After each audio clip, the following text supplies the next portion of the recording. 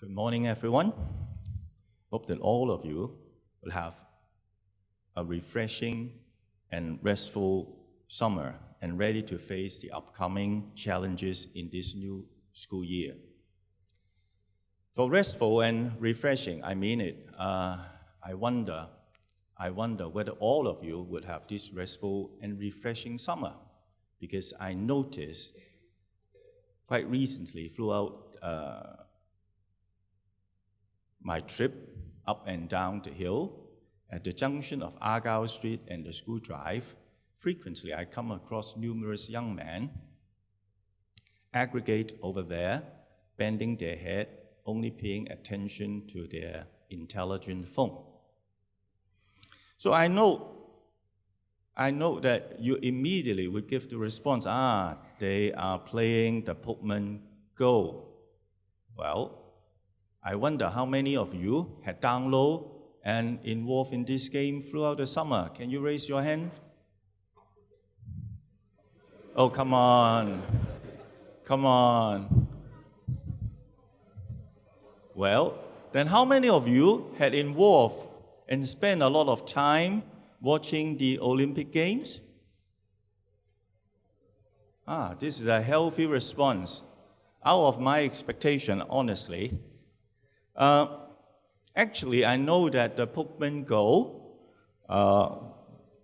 you know much better than I do, is a game of augmented reality with the map that tracks your movement in the real world, and when you're walking around, the Pokemon will appear on your smartphone screen, and you tap them to attempt to capture them. Actually, I had not involved in any of this kind of game. I'm not going to discuss the possible consequence or the dangers associated with this.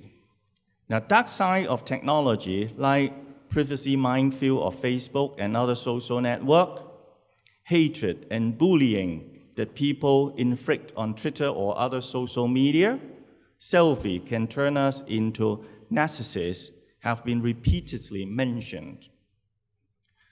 Actually, technology is a two-bladed tool. It can provide us benefit and it can induce undesirable changes to us.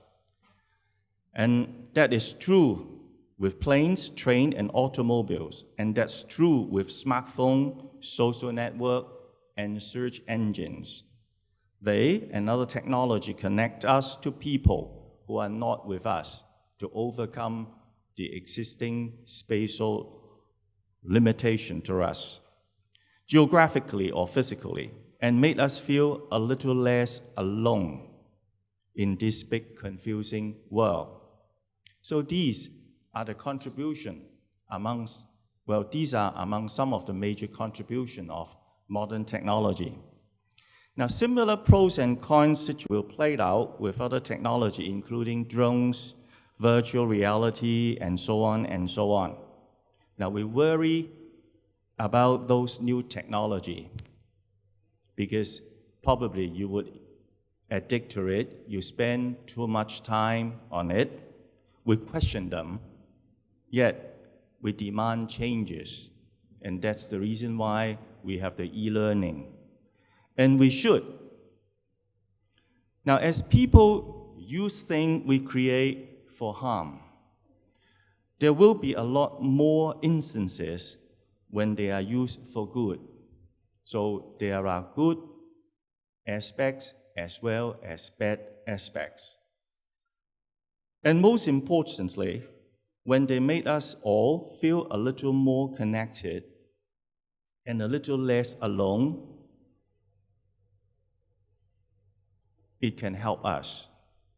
So, my suggestion to you is to embrace technology but not addicted to it.